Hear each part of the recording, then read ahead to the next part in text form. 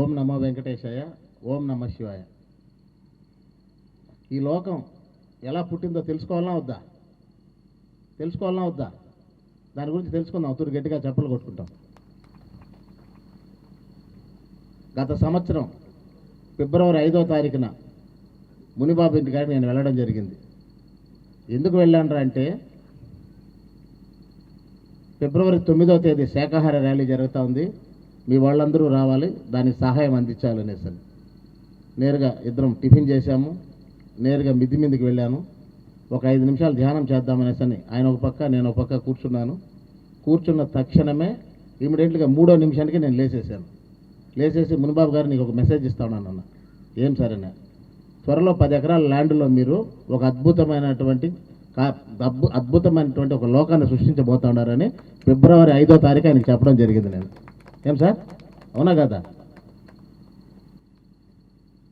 ఆ తర్వాత ఫిబ్రవరి 9వ తారీఖున శాకాహార ర్యాలీ తిరుపతిలో జరుగుతూ ఉంది. బ్రహ్మర్షి పితామహ పత్రిజీ గారికి ఒక కోరిక. ఆ కోరిక ఏమిరా అంటే కాళహస్త్రి పిరమిడ్ స్పిరిచువల్ సొసైటీ ఆధ్వర్యంలో గత 2 సంవత్సరాలుగా మనము ధ్యాన యజ్ఞం చేసుకోవడం జరిగింది.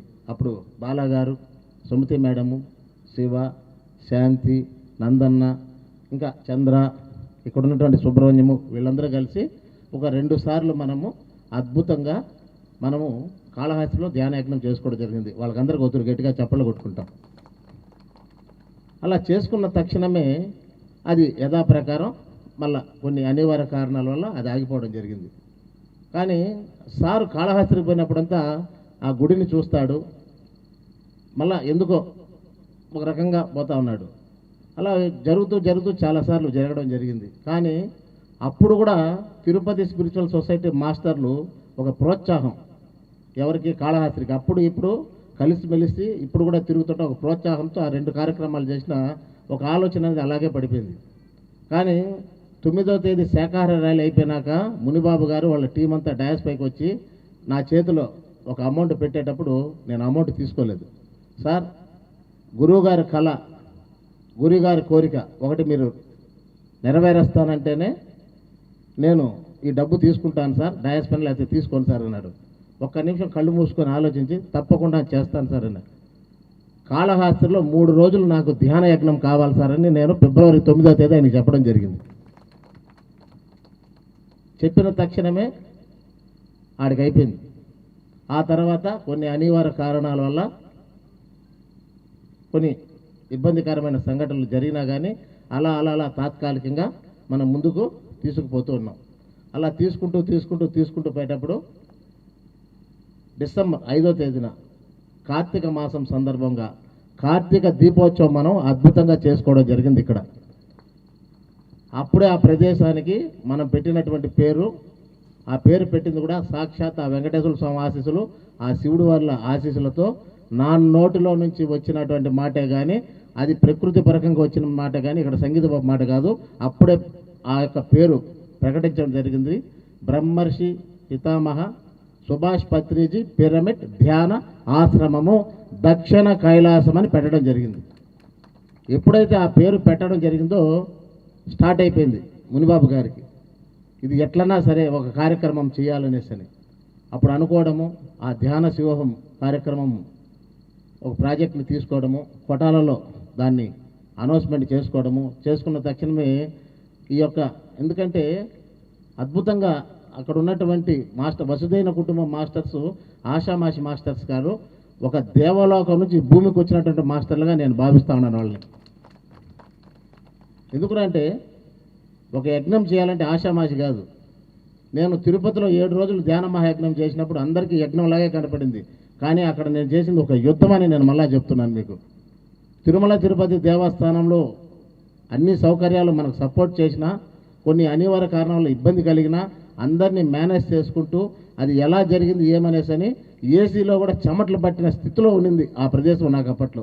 అంటే అక్కడ ఒక యజ్ఞం చేస్తే నేను మాత్రం యుద్ధం చేయాల్సి వచ్చింది చుట్టుపక్కల పరిసర ప్రాంతాల్లో ఉన్నటువంటి మాస్టర్స్తో.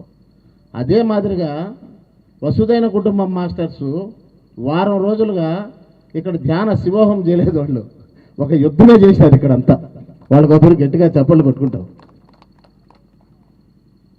రాత్రి తెల్లవారితో 4-5 గంటలకంతా రావడము, రాత్రి 11 గంటలకు పోవడము, ఎప్పుడు భోంచేస్తుంటారో తెలీదు, ఎట్లా భోంచేస్తారో తెలీదు. ఆ రవి సార్ అయితేనేమి, ఆ నాగేష్ సార్ అయితేనేమి, అలాగే మా నాగేశ్వరరావు సార్ అయితేనేమి, మునిబాబు గారు అయితేనేమి, ఇంకా ఉన్నటువంటి మాస్టర్స్ ఎప్పుడు భోంచేస్తారో, ఎప్పుడు లేస్తారో, అసలు పరిగెత్తడం అంటే ఏమో, నేనే స్పీడ్ అనుకుంటే నాకన్నా స్పీడ్గా తిరిగి తిరిగి తిరిగి తిరిగి ఈ ధ్యాన శివోహం ఈరోజు మొదటి రోజు మనం ఏర్పాటు చేసుకోవడం జరిగింది ఇక్కడ.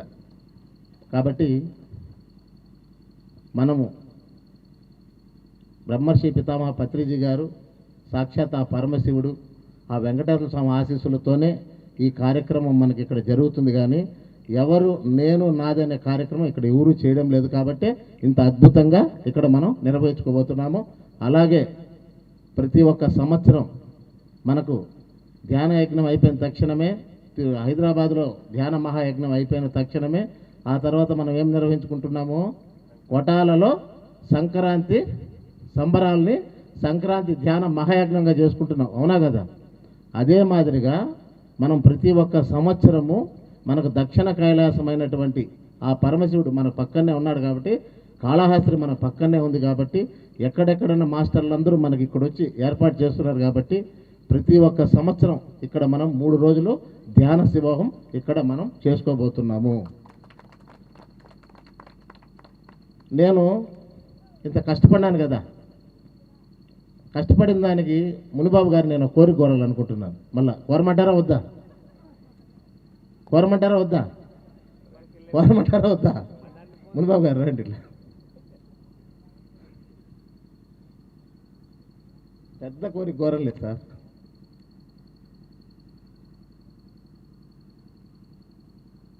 కోరమంటారా వద్దా?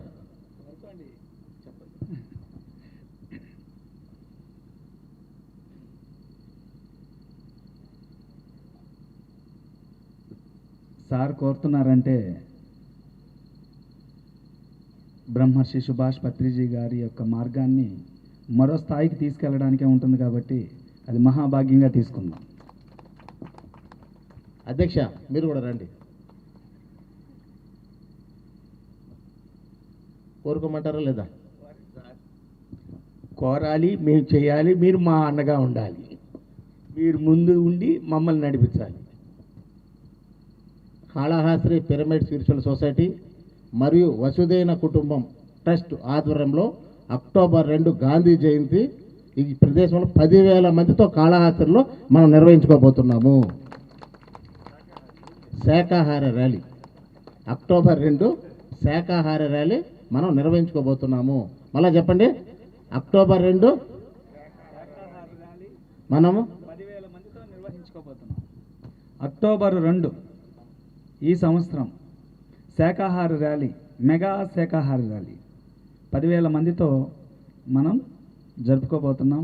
భూమండలం అంతా మనకి అహింసా మార్గంలోకి రావడం కోసం సకల జీవరాశులు కూడా మనం ఎంత తప్పిస్తున్నామో, ధ్యానం చేసి చేసి నాకు ఆనందం కావాలి, ధ్యానం చేసి ఆరోగ్యం కావాలి, ఇన్ని కోరుకుంటున్నాం. ఒక పక్క జంతువులు చచ్చిపోతుంటే మన కళ్ళ ముందరే చంపి ఏలాడిస్తున్నారు, చర్మం పెరుగుతుంటే చూస్తూ పోతున్నాం.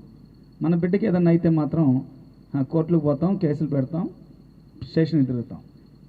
ఇది చూసి మనం గమ్మనే పోతే ఎంత నేరమో అది మనకు తెలుసుకోవాలి. ఒక మనిషిని చంపి ఆలాడించి చర్మం పెరుగుతుంటే మనం చూస్తూ పోతుంటామా? కాలు దిగితే బ్లడ్ కారుతుంటే తల్లి కళ్ళు తిరిగి పడిపోతుంది.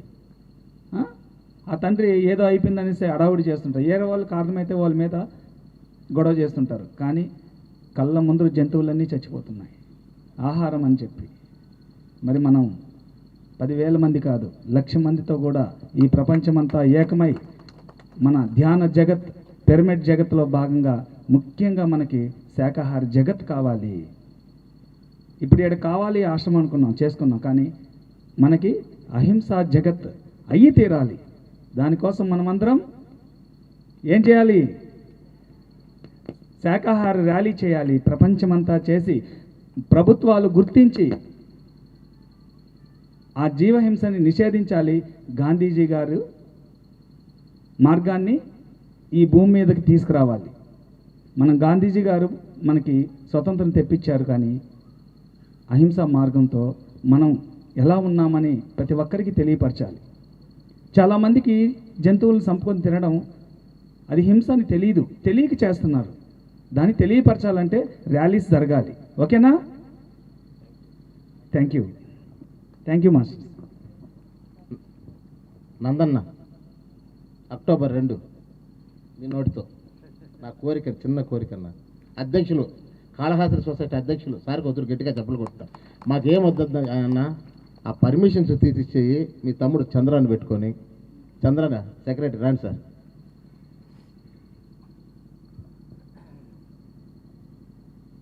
మీ అందరి కోరిక ప్రకారం శాఖాహార ర్యాలీకి అందరూ సహకరిస్తామని సభాముఖంగా తెలియజేస్తున్నాం.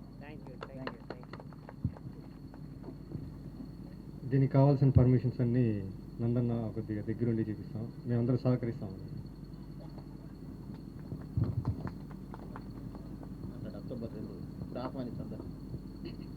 అక్టోబర్ 2వ తేదీ 1,00,000 మందితో మనం శాకాహార ర్యాలీ జరుపుతున్నాం కాళహస్తిలో, శ్రీకాళహస్తిలో. మీరు అందరూ కూడా కంపల్సరీగా వచ్చి కార్యక్రమాన్ని తీసుకోండి. Thank you. శివ, ఈ క్షేత్రము మూగజీవాల సైతము ముక్తిని పొందే క్షేత్రము. అటువంటి మూగజీవాల గురించి, మూగజీవాల యొక్క సంరక్షణ గురించి మనకు గొప్ప అవకాశం దొరికింది. ఎక్కడెక్కడ మనం ర్యాలీ చేస్తున్నాం కాదు, ఇక్కడ చేసుకున్న మహా అద్భుతమైనటువంటి పుణ్యము, యోగము లభిస్తుంది మనకు. ఈ క్షేత్రం మనము అక్టోబర్ 2 10,000 మందితో ర్యాలీ నిర్వహిస్తున్నాము. నా కోరిక తీరిపోయింది. వతురు గట్టిగా చెప్పలు కొట్టుకుంటాం. ఎందుకంటే ప్రతి ఒక్కరూ ఏదో ఒక కార్యక్రమం నిరంతరం చేసుకుంటూనే ఉండాలి. పత్రిసారి ఎప్పుడు చెప్తుంటాడు, చెప్పండి. ఏ, బి, సి, డి, ఈ, ఎఫ్, ఆ తర్వాత బాబాకండి. ఏ అంటే ఎవరు అంటే ధ్యానానికి వస్తాడు. ఏం చేస్తాడు? ధ్యానానికి వస్తాడు. ఆ తర్వాత అతను ఏమవుతాడంటే బి అవుతాడు, అంటే ధ్యానాన్ని పెంచుకుంటాడు. ధ్యానానికి వస్తాడు. ఆ తర్వాత బి అంటే ధ్యానాన్ని పెంచుకుంటాడు. ఆ తర్వాత ఏమొస్తుంది? సి. అతని పని ఎవరంటే పక్కనోడికి ఇట్లా గోగతా చెప్తా ఉంటాడు. ఏమని?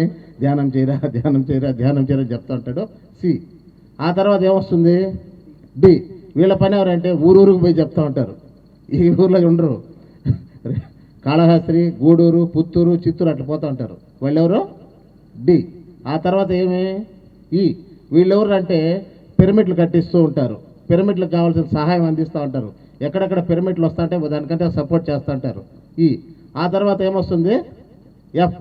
ఈ ఎఫ్ ఎవరు అంటే అడ్మినిస్ట్రేషన్ చేస్తూ ఉంటారు. ప్రతి ఒక్కటి ఎక్కడ ఏమి జరుగుతుందో అక్కడికి పోవాలి, ఎక్కడ ఏం చేస్తుందో అక్కడ చూడాలి, ఎక్కడ ఏ కార్యక్రమం ఉందో అలా చూడాలనేది ఎవరు? ఎఫ్. ఆ తర్వాత ఏమొస్తుంది? జి. ఎఫ్ తర్వాత ఏమి?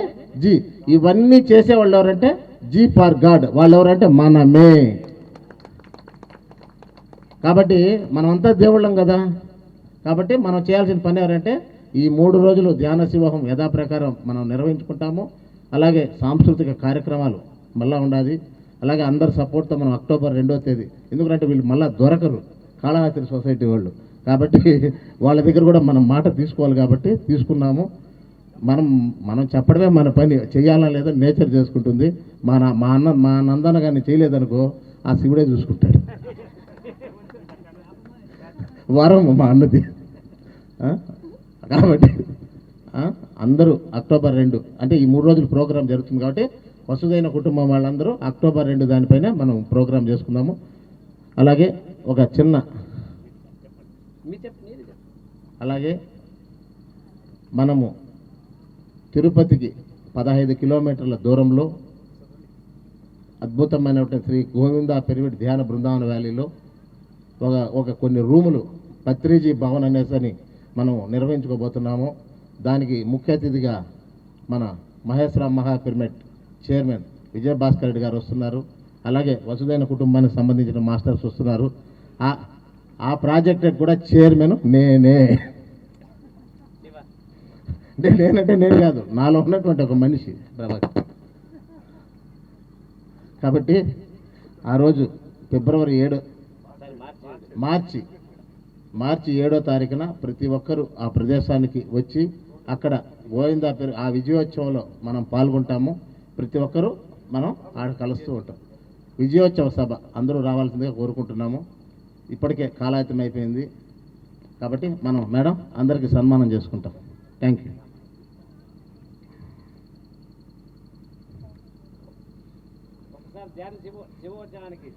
చెప్పండి ఒక్కసారి గట్టిగా ధ్యాన శివోత్సవానికి గట్టిగా ఓం నమః శివాయ, ఓం నమః శివాయ, ఓం నమః శివాయ, Hara Hara Mahadeva, Shambho Shankara. Thank you, thank you, thank you. Music పెట్టండి బాబు.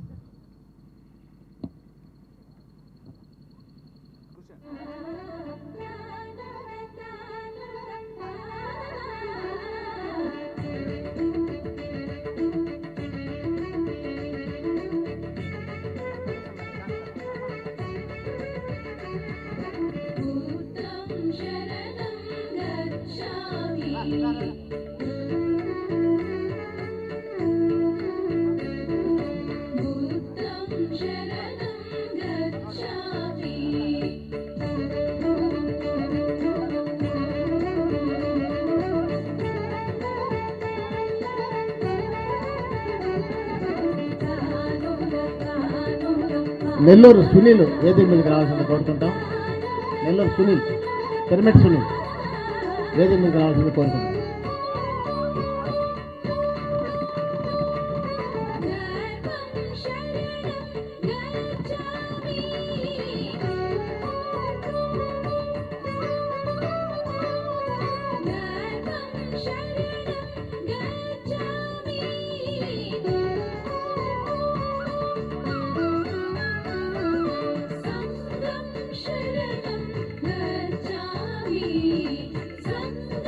శరణం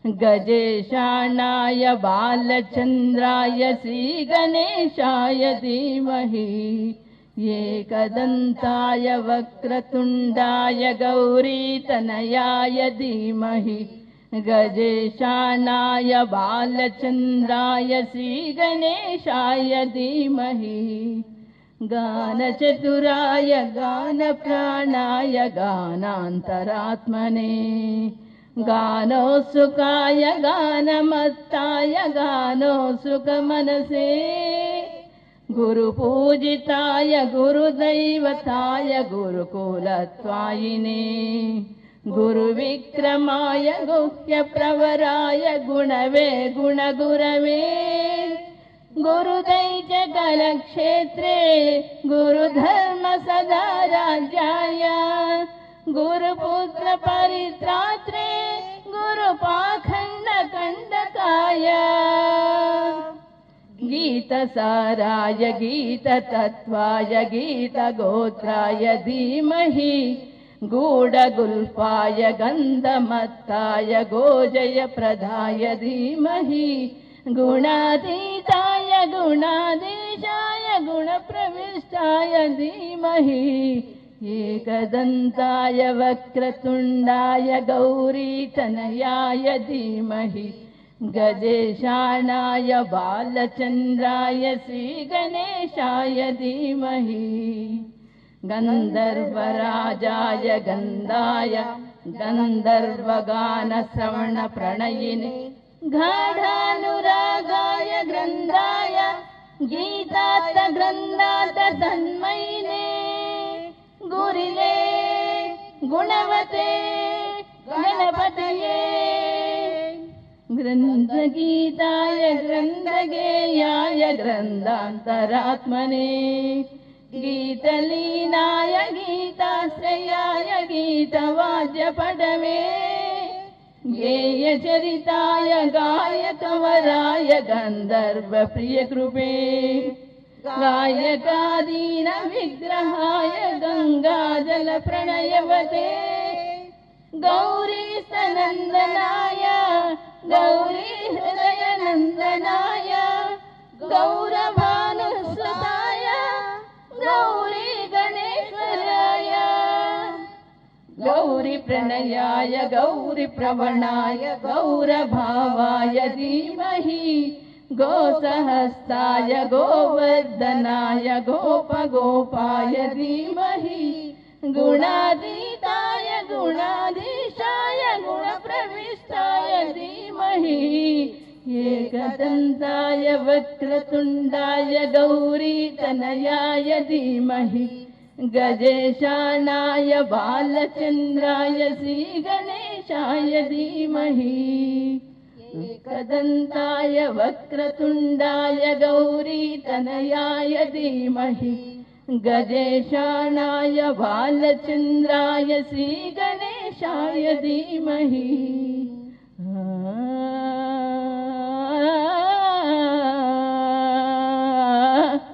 thank you masters thank you masters. ఎంతో అద్భుతంగా వారి యొక్క గానామృతాన్ని మనందరికీ వినిపించారు. Thank you masters.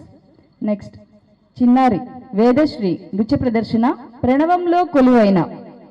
Welcome Vedasri. Thank you Vedasri. చిన్నారి ఎంతో అద్భుతంగా తన హావభావాలను ఎంతో అద్భుతంగా ప్రదర్శించింది మాస్టర్స్. మనందరం ఎలా అభినందించాలి?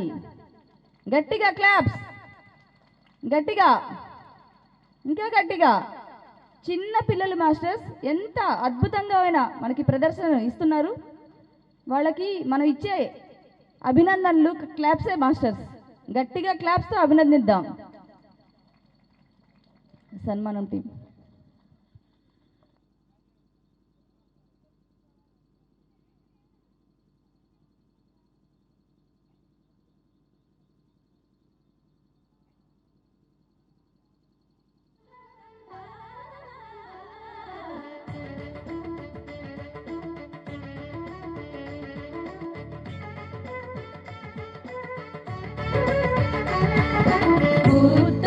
शरणं गच्छामि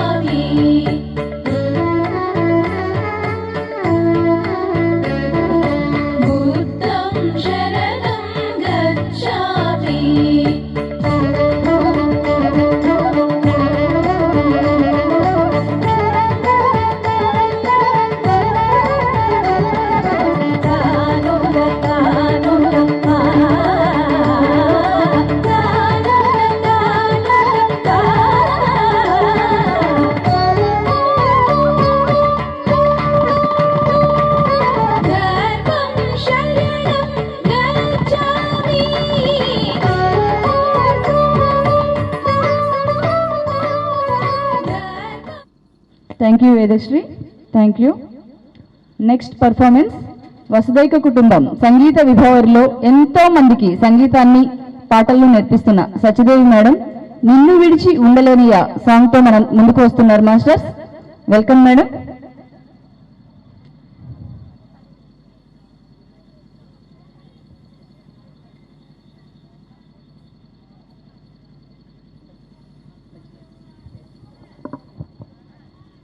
శ్రీ గురుభ్యో నమః.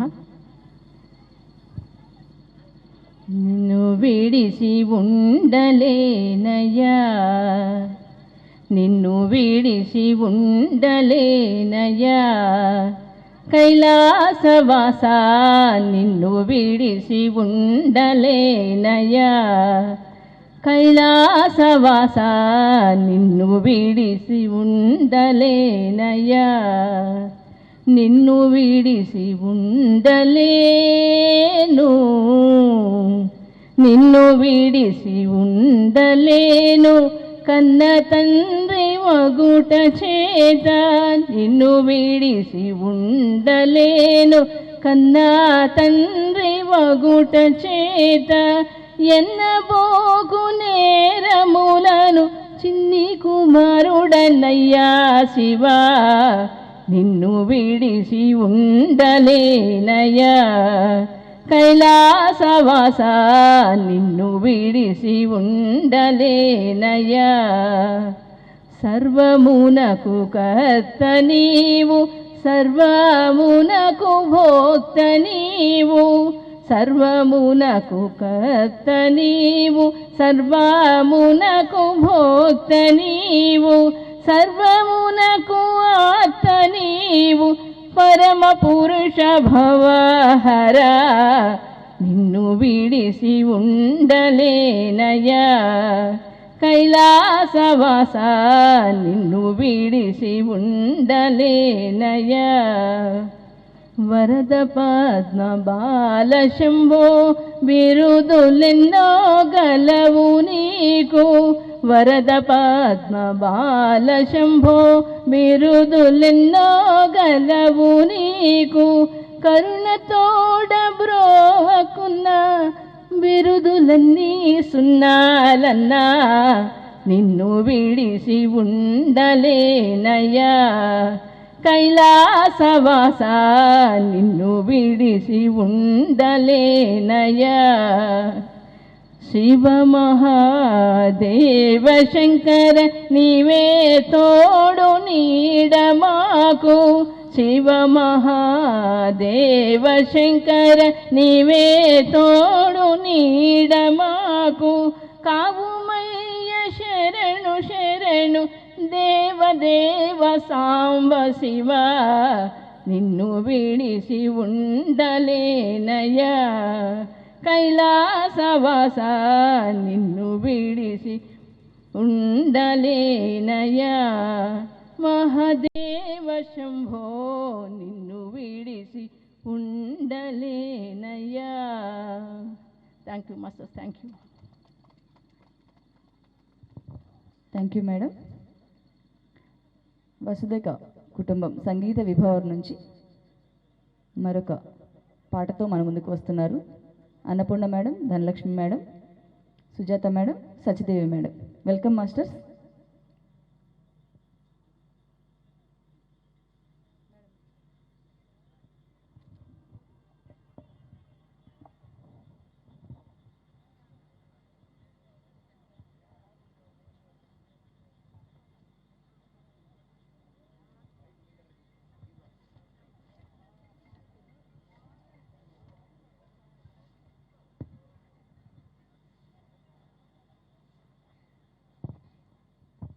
गुरु ब्रह्मा गुरुर्विष्णुः गुरुदेवो महेश्वरः गुरु साक्षात् परब्रह्म तस्मै श्री गुरवे नमः। गुरुवन्नयौवरो ఎరుక పరచేసాయి గుప్త సత్యమునే గురుతు చేసే సాయి గురువన్న ఎవ్వరో ఎరుక పరచే సాయి గుప్త సత్యమునే గురుతు చేసే సాయి చీమలో బ్రహ్మలో జీవరాశులలో దేవుడే కలడని తెలియజేసే సాయి గురువన్న ఎవ్వరో ఎరుక పరచే సాయి గుప్త సత్యమునే గురుతు చేసే సాయి శ్రద్ధా భక్తి సహన శక్తి శ్రద్ధా భక్తి సహన శక్తి అర్చనార్పణ ఆత్మానురక్తి సాధించగలిగితే సద్గురువు దొరకునని పరమాత్మందగా పదము తడు చూపునని పరమాత్మందగా పదము తడు చూపునని మంత్రోపదేశములు మార్గములు కావని నియమనిష్టలను నిలిపితే చాలని విశ్వాసముంచితే విపుడు కరుణించునని ధ్యాన సాధన చే జ్ఞానము సగీనని గురువన్న ఎవ్వరో ఎరుక పరచే సాయి గుప్త సత్యమునే గురుతు చేసే సాయి ప్రతిఫలము కోరక పాలించుచుండునని ఆత్మార్పణం ఒకటే ఆశించుచుండునని అజ్ఞాన తిమిరాలు అణగించుచుండునని అతని సేవించితే బ్రతుకే ధన్యమని అతని సేవించితే బ్రతుకే ధన్యమని పరుల దూషించుట పాపకర్మమని తన తప్పులెరుగుట ధర్మ సూక్ష్మమని అరుదైన పుణ్యమున నరజన్మ దొరకునని సాయినాథుని కొలువ సాధకత కలుగునని సాయినాథుని కొలువ సాధకత కలుగునని గురువన్న ఎవ్వరో ఎరుక పరచే సాయి గుప్త సత్యమునే గురుతు చేసే Sai. Thank you masters.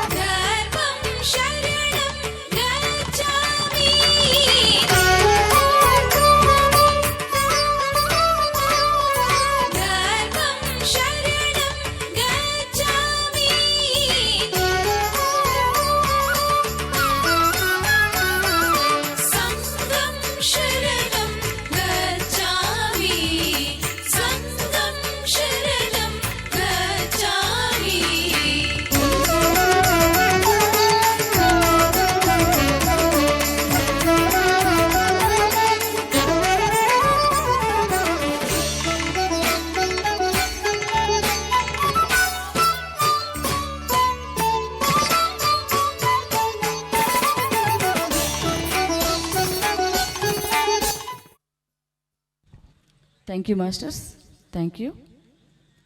Next Tirupati నుంచి వచ్చిన సునీత కుమారి మేడం. మనకు ఆత్మజ్ఞాన సందేశాన్ని అందిస్తారు masters. Sunitha madam, senior pyramid master. Welcome madam.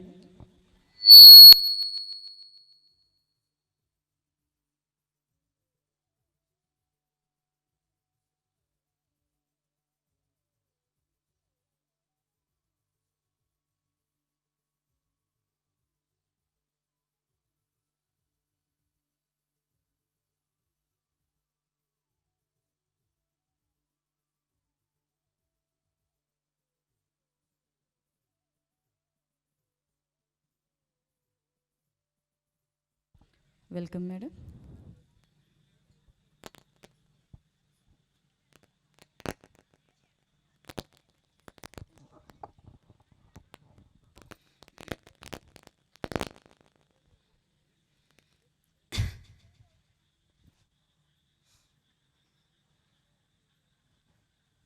Okay,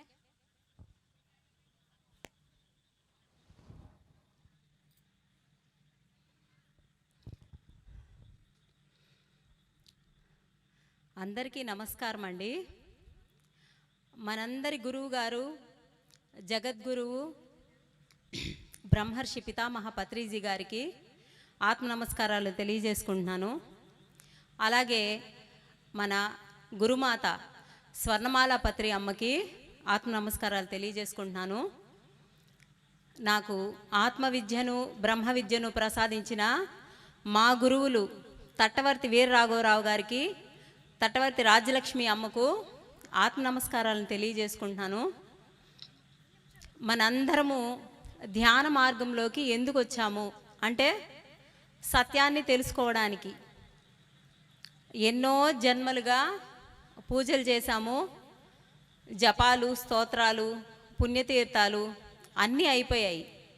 ఇప్పుడు చివరిగా ఎన్నో జన్మల్లో ఏడిస్తే భగవంతుడా నాకెందుకు ఈ కష్టాలు, నాకెందుకు ఈ బాధలు అని అడిగినప్పుడు మాత్రమే సాక్షాత్తు ఆ భగవంతుడు సద్గురువు రూపంలో వచ్చి మనకి ఈ ఆత్మజ్ఞానాన్ని అందించారన్నమాట. పత్రిగారు మనల్ని ఆత్మస్వరూపులారా అన్నారు. అంటే మనందరము ఈ కనిపించే శరీరాలము అని బ్రతుకుతున్నాము. కానీ గురువుగారు మొదటిసారిగా మనందరికీ మనము ఆత్మలము అన్న మాట వారి ద్వారా విన్నాము. అసలు ఎందుకు ఈ జన్మ, ఈ మానవ జన్మ ఎందుకు అనేది తెలుసుకోవడం కోసమే మనము ఈ ధ్యాన మార్గంలోకి వచ్చాము. అందరూ ధ్యానం అంటే ఏదో కళ్ళు మూసుకొని కూర్చోవడం, ఏదో చేసాము అయిపోయింది, ధ్యానం చేయడం వల్ల ఏదో మంచి జరుగుతుందంట ఓకే అనుకుంటున్నారు. కానీ ఈ ధ్యానం వల్ల మనకి ఏం జరుగుతుంది, అసలు ఎందుకు చేయాలి అన్నదాన్ని తెలుసుకున్నప్పుడు దాన్ని మనము సంపూర్ణంగా ధ్యానం చేస్తాము. జ్ఞానం పొందడానికి మనకి సరైన దారి అనేది ఏర్పడుతుంది. ధ్యానము అంటే శ్వాస మీద ధ్యాస.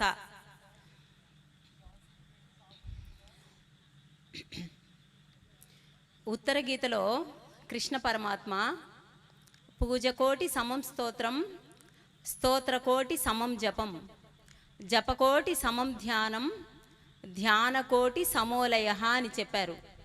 అంటే మనము 1,000,000 సార్లు పూజలు చేస్తే ఎంత ఫలితం వస్తుందో ఒక్క స్తోత్రం చదివితే మనకు అంత ఫలితం. స్తోత్రము అంటే విష్ణు సహస్రనామాలు, లలితా సహస్రనామాలు ఎన్నో జన్మల్లో అవన్నీ చదివేశాము. అదేవిధంగా 1,000,000 స్తోత్రం సమో జపః అంటే 1,000,000 సార్లు స్తోత్రాలు చదివితే ఎంత ఫలితమో ఒక్క స్తోత్రం చదివితే అంత ఫలితం. అదేవిధంగా స్తోత్రకోటి సమో జపః అంటే 1,000,000 సార్లు స్తోత్రం చదివితే ఎంత ఫలితమో ఒక్క మాల మీద హరే కృష్ణ మహామంత్రాన్ని జపిస్తే అంత ఫలితం వస్తుందన్నమాట. అదేవిధంగా 1,000,000 సార్లు మనం జపం చేస్తే ఎంత ఫలితమో 1 గంట ధ్యానంలో మనకి అంత ఫలితం వస్తుంది. కాబట్టి ధ్యానం అనేది ఎంత గొప్పదో అందరూ ఆలోచించండి. ఒక గంట ధ్యానంలో అప్పుడు మనం ఎన్ని పూజలు చేసినట్టు, అవునా కాదా? కాబట్టి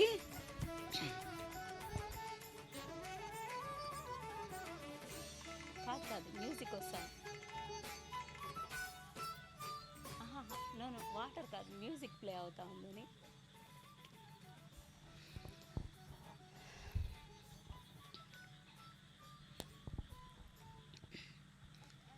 ఒక గంట ధ్యానంలో మనము ఎన్ని పూజలు చేస్తున్నామనేది మనకు మనమే గుర్తించుకోవాలి. చూసారా, ధ్యానం అనేది అన్నిటికన్నా చాలా గొప్పదన్నమాట. చదువులో ఎల్కేజీ నుంచి మొదలుపెట్టి మనం పిహెచ్డికి వస్తే ఏ విధంగా చదువు పూర్తవుతుందో అదేవిధంగా మన ఆధ్యాత్మిక మార్గంలో మనము పూజల నుంచి మొదలుపెట్టి ధ్యాన మార్గంలోకి వచ్చేసాము. అంటే ఇప్పుడు మనము పిహెచ్డికి వచ్చేసాము. ఇప్పుడు ఈ పిహెచ్డిని మనము జాగ్రత్తగా కంప్లీట్ చేసుకోవాలంటే గురువుగారు చెప్పేశారు ఏమని, అందరూ ఆత్మస్వరూపులు అని. కాబట్టి ఈ ఆత్మజ్ఞానం అంటే ఏంది అనేది తెలుసుకోవడం కోసమే ధ్యానం. అదేవిధంగా అందరూ ఇందాక చెప్పారు కదా, శాకాహార ర్యాలీలు చేస్తున్నారు, పిరమిడ్స్ కట్టిస్తున్నారు, ఎన్నో కార్యక్రమాలు చేస్తూ ఉన్నారు. కానీ ఈ జ్ఞానాన్ని తెలుసుకున్నప్పుడు మాత్రమే ఈ ధ్యానం యొక్క ఫలితాన్ని మనము పూర్తిగా తెలుసుకోగలుగుతాము. ఆత్మజ్ఞానము ఇది అన్నిటికన్నా ఫైనల్ అన్నమాట. ఇది తెలుసుకుంటే ఇంకా తెలుసుకోవాల్సింది ఏమీ ఉండదు. ఏమంటే భగవద్గీతలో కృష్ణ పరమాత్మ చెప్పారు, అహమాత్మ గుడాకేశ సర్వభూతా సైస్థిత అహమాదిశ్య మధ్యంచ భూతానామంత ఏవచ అని చెప్పారు. అంటే అర్జున, అన్ని ప్రాణులలో ఉన్న ప్రాణాన్ని నేను అన్నారు. అంటే ఒక చీమ దగ్గర నుంచి ఒక దోమ, ఏనుగు, ఇంకా ఎన్ని రకాల జంతువులు 84 లక్షల జీవరాశుల్లో అన్నింటిలో ఉన్న ప్రాణాన్ని నేను అని ఆయన చెప్తే మనము మత్స్యావతార గోవింద అంటున్నారు, చేపల కూర చేసుకొని తింటున్నారు, కూర్మావతార గోవింద అంటున్నారు, వరాహ అవతార గోవింద అంటున్నారు. అంటే ఆయన వరాహంలో ఉన్నది కూడా నేనే అని చెప్పినా కూడా ఏ ప్రాణిని వదలకుండా అన్నింటినీ చంపి నిర్దాక్షిణ్యంగా తినేస్తున్నారు. మళ్ళీ పాపాలు కర్మలు మూటగట్టుకొని మేమేం చేయలేదు కదా, మాకెందుకు ఈ కష్టాలు, మాకెందుకు ఈ బాధలు అని మళ్ళీ ఏడుస్తూ ఉన్నారు. ఇప్పుడు అర్థమైందా అందరూ పడుతున్న సమస్యలకి కారణం ఏంటో? మనం పడుతున్న బాధలకి కారణం మనమే. ఫస్ట్ ఇది ముఖ్యంగా ప్రతి ఒక్కరూ ఈ శ్లోకంలో భగవంతుడు ఏం చెప్పాడో దాన్ని పట్టుకోవాలి. కాబట్టి అన్ని ప్రాణులలో ఉన్న ప్రాణాన్ని నేను అన్నారు భగవంతుడు. అదేవిధంగా అందుగలడిందులేడని సందేహము వలదు, చక్రి సర్వోపగతుండు, ఎందెందు వెదకి చూసినా అందందే కలడు అని భక్త ప్రహ్లాదుడు ఎప్పుడో చెప్పేశాడు. అయినా కూడా ఎవరికీ నమ్మకం లేదు. అందరూ పూజలు చేస్తున్నారు. ఎందుకు చేస్తున్నారు? కోరికలతో చేస్తున్నారు. ఇల్లులు కట్టాలి, డబ్బులు సంపాదించాలి, బాగా నగలు తీసుకోవాలి, కార్లు కావాలి, ఇంకా ఏవేవో వాళ్ళ కోరికలతో ధ్యానం చేస్తున్నారు, కోరికలతో భగవంతుడి చుట్టూ తిరుగుతూ ఉన్నారు. కానీ ఎవరు కూడా అన్నింట్లో ఉన్నది నేనే అని భగవంతుడు చెప్పాడు కదా అన్న సత్యాన్ని ఎవరు ఆలోచించడం లేదు. ఎందుకంటే దాన్ని ఆలోచించే అంత ఓపిక కూడా ఎవరికీ లేదు. మేము అనుకున్నవి జరగాలి, మాకు ఈ పనులు కావాలి అని ఈ మాయలో పడిపోయి అసలైన సత్యాన్ని గ్రహించుకోలేకపోతున్నారు. అదేవిధంగా శిలలను చూసి శివుడని భావింతురు, శిలలు శిలలే కాని శివుడు కాదు, తనలోని శివుని తానేల ఎరుగడో విశ్వధాభిరామ వినురవేమ అని వేమన చెప్పేశారు. అంటే మనం ఇప్పుడు శివరాత్రి వచ్చింది, అందరూ గుడికి వెళ్ళి ఆ శివుడికి అభిషేకాలు చేస్తున్నారు, పూజలు చేస్తున్నారు, మొక్కులు మొక్కేస్తున్నారు, కొబ్బరికాయలు కొడుతున్నారు. కానీ అసలు ఏం చెప్పారు ఈ యోగులు మహర్షులు అని తెలుసుకునే అంత శక్తి కూడా ఎవ్వరికీ లేదు. మహానుభావులు మనందరి మీద దయతో ప్రేమతో ప్రజలందరూ ఇంత ఇబ్బంది పడుతున్నారు కదా, అందరికీ సత్యాన్ని తెలియచేయాలి అని భగవంతుడు ఎప్పటికప్పుడు సద్గురువుల రూపంలో, ఒక యోగులు, ఒక మహర్షుల రూపంలో వచ్చి మనకి సత్యాన్ని చెప్తూనే ఉంటారు. కానీ మనం ఎప్పుడు కూడా అవి వినమన్నమాట. ఎందుకంటే అవి వినే అంత ఓపిక కూడా మనకెవ్వరికీ లేదు. అది విన్నా ఏదో ఒక కథలాగా వింటాము, వదిలేస్తాము. మళ్ళీ మనం చేయాల్సింది దేవుడా నాకు ఇది ఇవ్వు, దేవుడా నాకు అది ఇవ్వు అని దేవుణ్ణి పట్టుకొని కోరికలు కోరుతూ ఉంటాము. భగవంతుడు ఉన్నాడు, ఎక్కడున్నాడు అనేది ఫస్ట్ తెలుసుకోవాలి. మన గురువుగారు మనకి చెప్పింది అదే. ముక్కులోని గాలి ముక్తికి మరి దారయ్య అని వేమన చెప్పారు. అదేవిధంగా అన్నమాచార్యుల వారు ఊపిరిలో గని ఉన్నది యోగీంద్రులకు అన్నారు. మరి వాళ్ళంతా టైంపాస్ కోసం చెప్పారా? మరి ఎవరైనా ఎప్పుడైనా వాళ్ళు ఎందుకు చెప్పారు అని దాని గురించి ఆలోచిస్తున్నారా? లేదు. ఏదో జరిగిపోవాలి, మన కోరికలు తీరాలి అని ఈ ఆలోచన తప్ప సత్యాన్ని తెలుసుకోవాలి అన్న ఆలోచన ఎవరికీ లేదు. కాబట్టి ఎప్పుడైతే భూమి మీద అధర్మం ఎక్కువైపోతుందో, అదేవిధంగా సాధు సజ్జనులను ఉద్ధరించడానికి నేను మళ్ళీ మళ్ళీ జన్మ తీసుకుంటాను అని కృష్ణ పరమాత్మ గీతలో చెప్పారు. అందువల్ల ఇప్పుడు మనందరి మీద దయతో సాక్షాత్తు ఆ నారాయణుడే పత్రిజీ రూపంలో వచ్చి మనందరికీ మీరు ఆత్మస్వరూపులు, మీరు కనిపించే ఈ శరీరాలు కాదు అని వారు చెప్పారు. భగవద్గీత మనిషికి మాన్యువల్. మనిషి ఏ విధంగా జీవించాలి, ఏమి చేస్తే మానవుడు ముక్తుడవుతాడు అని భగవానుడు చెప్పాడు. కానీ అందరూ 700 శ్లోకాలు నేర్చుకున్నాము, మాకు అన్నీ తెలుసు అంటారు. కానీ అది అర్థం కాదు. ఎందుకంటే ఎప్పుడైతే ధ్యానం చేస్తారో అప్పుడు మాత్రమే ఆ శ్లోకాల్లో ఏముంది అనేది అర్థమవుతుంది. లేదంటే అది ఒక పారాయణలాగా చదువుతూనే ఉంటామన్నమాట. జన్మలు అయిపోయాయి, ఎన్నో జన్మలు గడిపేశాము. కానీ ఇప్పుడు మన మీద దయతో ఒక సద్గురు రూపంలో పత్రిగారు వచ్చి మనందరికీ ఈ విషయాలు తెలియజేశారు. వారు ఇచ్చింది ఆత్మజ్ఞానము. అంటే భగవంతుడు అన్ని చోట్ల ఉన్నాడు, కానీ మనకి అది చూసే దృష్టి మనకి లేదు. కాబట్టి అంతటా ఉన్న భగవంతుణ్ణి చూడాలి అంటే మొదటగా మన లోపలికి మనం ప్రయాణం అవ్వాలి. ఎప్పుడైతే బయట చూడటం ఆపేసి కళ్ళు మూసుకొని శ్వాస మీద ధ్యాస ఉంచి మన లోపలికి మనం ప్రయాణం అవుతామో అప్పుడు మన లోపల ఉన్న అంతర్యామి అంటే మన ఆత్మ చైతన్యాన్ని మనం గుర్తించగలుగుతాము. ఎప్పుడైతే తీవ్రాతి తీవ్రమైన ధ్యాన సాధన చేస్తామో అప్పుడు మాత్రమే మనలో ఉన్న దైవాన్ని మనం తెలుసుకోగలుగుతాము. కాబట్టి ఏదో కళ్ళు మూసుకొని కూర్చున్నాము, ఏదో ఒక అరగంట అయింది, గంట అయింది అంటే ఎప్పటికీ తెలుసుకోలేమండి. ఎందుకంటే తీవ్రాతి తీవ్రమైన తపన ఉండాలి, నేను తెలుసుకోవాలి, భగవంతుడు నాకు కావాలి అని. కానీ ఎవ్వరు కూడా భగవంతుడిని కోరుకోవడం లేదు. కోరికలు కోరికలు కోరికలు, మేము అనుకున్నవి జరిగిపోవాలి అని ఈ మాయలో పడిపోయి నిజమైన భగవంతుణ్ణి మర్చిపోతున్నారు.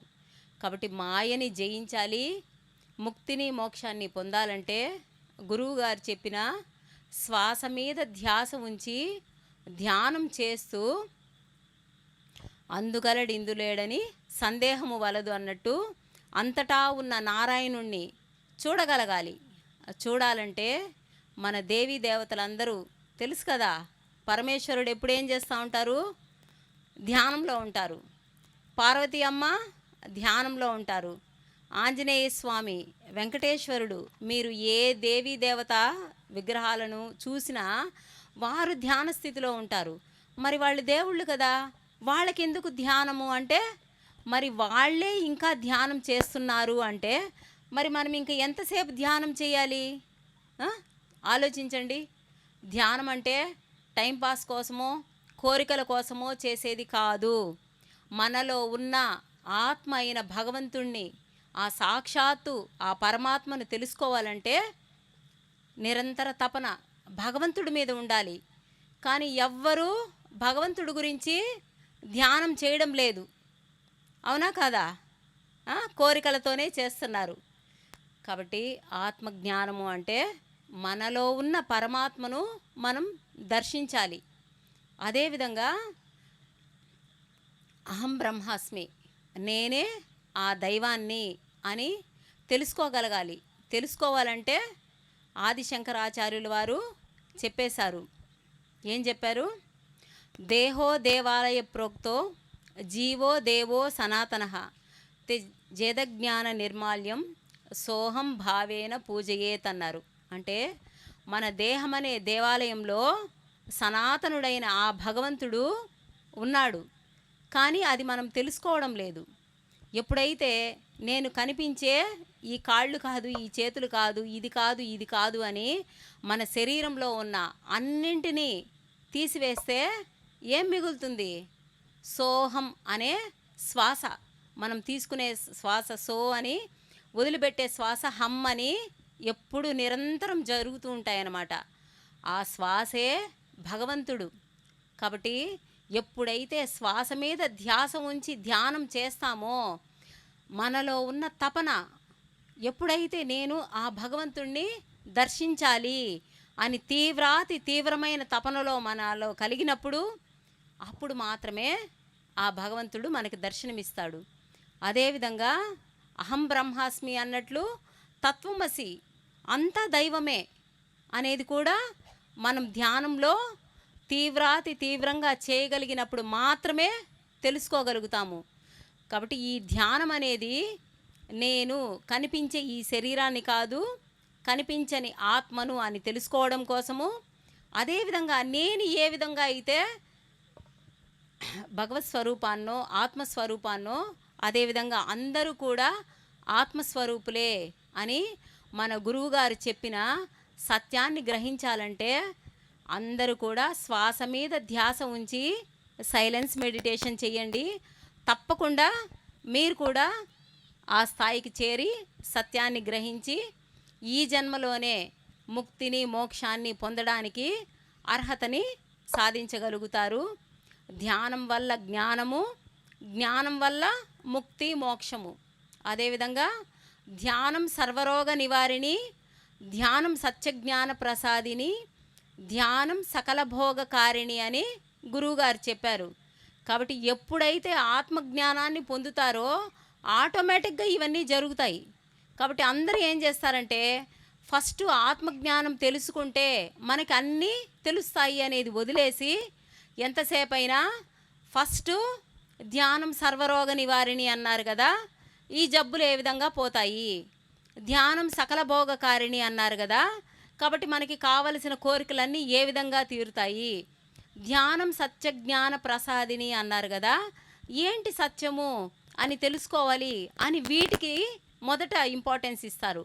కానీ ఎప్పుడైతే ఫస్ట్ ఆత్మజ్ఞానాన్ని తెలుసుకోవాలనే ప్రయత్నం చేస్తారో అప్పుడు ఆటోమేటిక్గా మిగతావన్నీ వస్తాయి. దీనికి చిన్న ఎగ్జాంపుల్, ఒక కథ చెప్పుకుందాము. ఒక రాజుగారు తన రాజ్యంలో ఉన్న ప్రజలందరికీ ఒక ప్రకటన చేశారంట. రాజ్యంలో ఉన్న ప్రజలందరూ పలానా రోజు వచ్చి రాజుగారి కోట దగ్గరికి వచ్చి మీకు ఎవరికి ఏం కావాలో తీసుకెళ్ళచ్చు అని చెప్పి ఆయన నగలు, వజ్ర వైడూర్యాలు, ఎవరెవరికి ఏమేమి అవసరమో తీసుకోండి అని అన్ని ప్రదర్శన పెట్టారంట.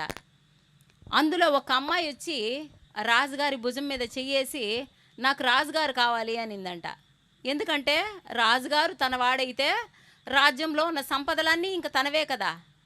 కాబట్టి ఎప్పుడైతే మనం ఆత్మజ్ఞానాన్ని తెలుసుకుంటామో, అనుభవపూర్వకంగా ఆత్మజ్ఞానాన్ని పొందుతామో అప్పుడు జబ్బులు ఉండవు, సత్యము తెలుస్తుంది, మనకి కావలసిన వైభవాలు అన్నీ వస్తాయి. కాబట్టి మొదట అందరూ ఆరోగ్యం కోసమో, డబ్బుల కోసమో, కోరికల కోసమో సంకల్పాలు పెట్టి ధ్యానం చేయాల్సిన అవసరం లేదు. ఆత్మజ్ఞానము, నేను ఆత్మస్వరూపాన్ని, నేనే దైవాన్ని, సాక్షాత్తు ఆ భగవంతుడు, ఆ పరమాత్మ నాలో శక్తిగా, చైతన్యంగా, జ్ఞానంగా ఉన్నారు అన్నదాన్ని తెలుసుకునే ప్రయత్నం చేయండి.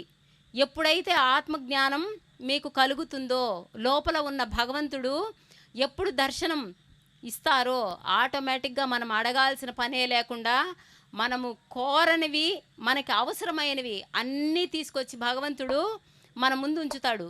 కాబట్టి ఫస్ట్ ధ్యానులు చేయాల్సిన పని ఆత్మజ్ఞానులు కావాలి. ఆత్మజ్ఞానం పొందినప్పుడు మాత్రమే జీవన్ముక్తి వస్తుంది. కాబట్టి అందరమా ధ్యానము చేసి జ్ఞానం పొందాలి. జ్ఞానం వల్ల ముక్తి మోక్షం. ఓకేనమ్మా? Okay sir.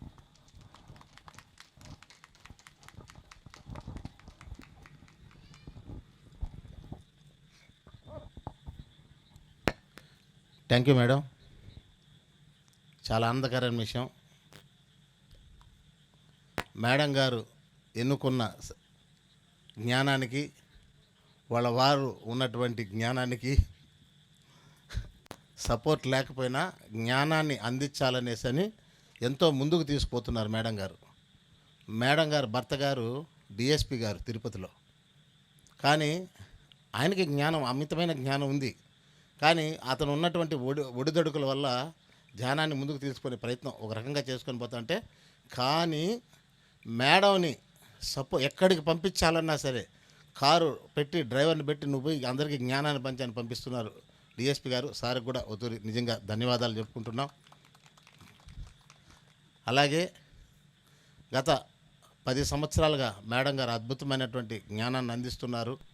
తిరుపతే కాదు, తిరుపతి పరిసర ప్రాంతాల్లో ఎక్కడైనా సరే ఏ కార్యక్రమం జరిగినా ఆమె దగ్గరుండి అన్ని కోఆపరేషన్ అంతా చేస్తుంటుంది. కావాల్సిన సపోర్ట్ కూడా చేస్తూ ఉంటారు మేడం గారు. సునీత్ కుమార్ గారు ఈరోజు చాలా షెడ్యూల్, రేపు తెల్లవారితో ఒక షెడ్యూల్ మేడంది, రేపు రాత్రి ఒక షెడ్యూలు, ఈరోజు తెల్లవారితో ఒక షెడ్యూలు, అన్నీ చూసుకొని ఎట్లయినా సరే ఇక్కడ ధ్యాన శివోహం కార్యక్రమానికి నేను వచ్చి కనీసం ఒక 10 నిమిషాలన్నా అక్కడ నిలబడి ఉండాలనేసి తపనతో మేడం గారు వచ్చారు. మేడం గారిని ఎట్లయినా సరే మనం ముందుకు తీసుకుపోవాలనేసి మా సుబ్బారావు సార్ అయితే పట్టినాడు. అట్లా ఇట్లా పట్టడం లేదు. చెప్పినాను సార్కి. మన కాళహస్తిలో ఉన్నటువంటి ప్రోగ్రాంలో మేడం గారి క్లాసు యాక్చువల్గా ఉండేది.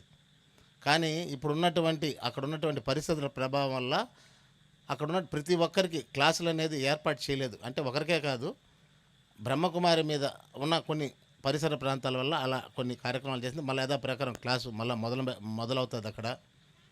కాబట్టి ఈరోజు మేడం థ్యాంక్ యూ మేడం. ఈ ప్రదేశానికి వచ్చి మీరు అద్భుతమైనటువంటి జ్ఞానాన్ని అందించిన దానికి మీకు మరొకసారి ధన్యవాదాలు. మునిబాబు సార్.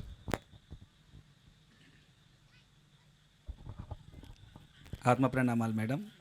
నమస్తే. సునీత మేడం గారికి శతకోటి ప్రణామాలు. మేడం ఇచ్చిన స్పీచ్ ఆత్మజ్ఞానం స్వచ్ఛంగా దారగా పోశారు. అది ప్రసాదం తీసుకుంటూ కూడా మన మాస్టర్స్ వింటూ ఎంతో ఆనందపడుతూ ఉంటారు.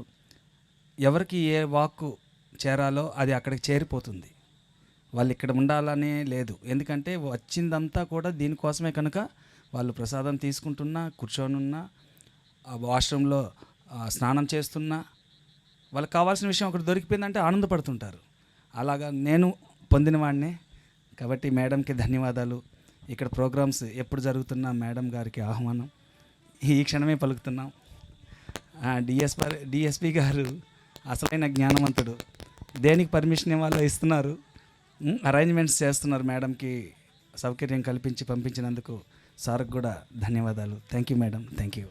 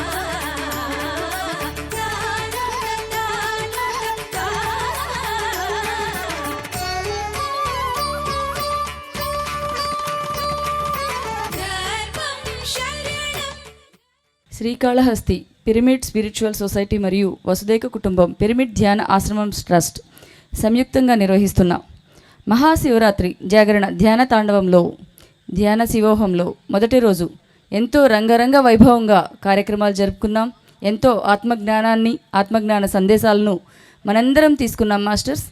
మరలా రేపు ఉదయం మహాశివరాత్రి పర్వదినం రోజు ఉదయం 6 గంటలకు గణేష్ మాస్టర్స్తో సంగీత ధ్యానంతో కలుసుకుందాం మాస్టర్స్. అందరూ కూడా 5:45 కల్లా సభావేదిక దగ్గరకు రావాల్సిందిగా, సభా ప్రాంగణంకి రావాల్సిందిగా కోరుకొనిచున్నాం. Thank you masters.